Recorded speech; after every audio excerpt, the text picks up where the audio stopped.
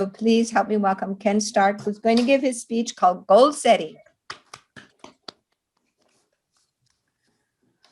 Well, the title of my speech is Goal Setting, and it could very well be getting.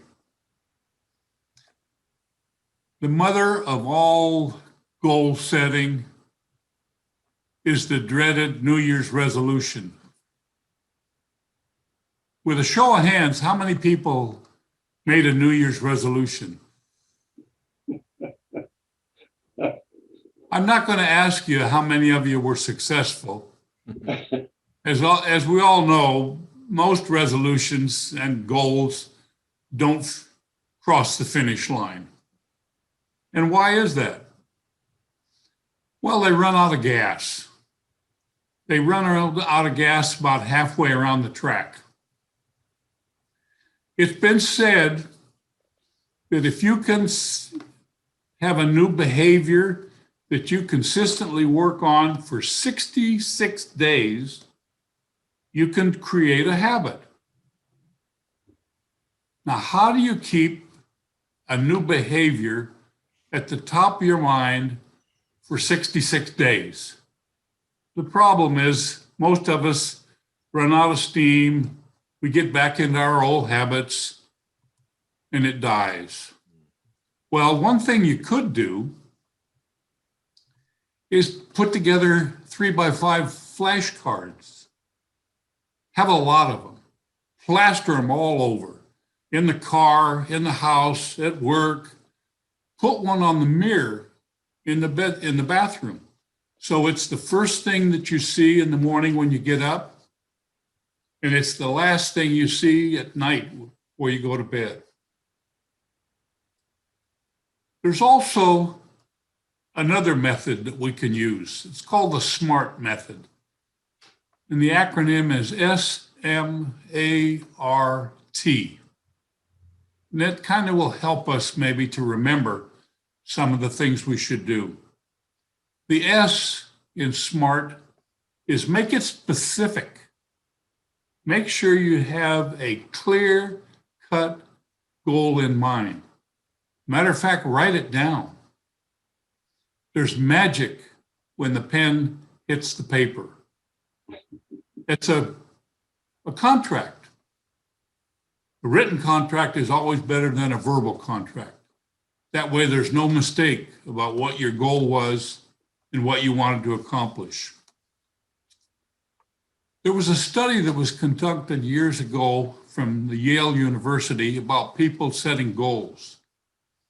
And what they found is 3% of the people were in the habit of having very specific goals and writing them down.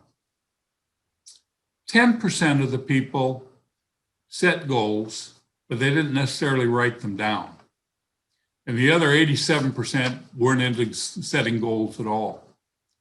What they found after 30 years, the 3% that wrote down their goals consistently were extremely successful in life. The 10% that set goals but didn't write them down, they were somewhat successful. 60% of those surveyed were floundering, not really getting anywhere in life. And the real sad thing is that 27% were dependent on others for their existence. What does that mean? You want to succeed? Write them down. How about the M in SMART? Make it measurable. Keep track. Get a scorecard. Maybe take your large goal and break it into smaller segments. Easy to accomplish goals. Get in the habit of succeeding. Purposely make the goals easy, because building up a succession of wins is habit forming, and it'll give you more encouragement. What about the A in SMART? Make it achievable. Make it realistic. Don't set your goals too high. If you say, I'm going to lose 50 pounds, or I'm going to accumulate $1 million, your subconscious is going to just reject that. It's too unrealistic.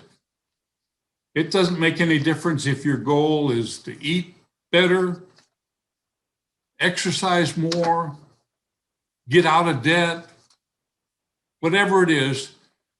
Set up small goals to help you achieve that and keep track of it.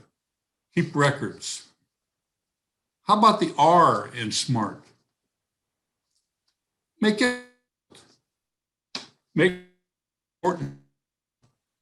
You have a argument, then you can. Why? If you have a good argument, you may have the wrong goal. And what about the T in SMART? Make sure it's timely. Set a time frame that you're going to accomplish this goal by this date and this goal by this date, and keep good records. You get encouraged as you accomplish more and more of your goals. I want to end with two final points. One is, don't ever, ever underestimate the power of self-talk.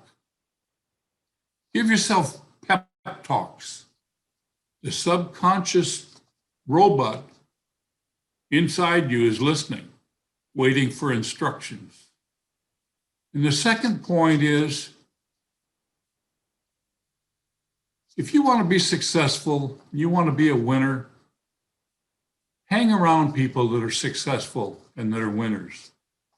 Human nature is that we have a tendency to pick up the habits and the mannerisms of those people that we hang around.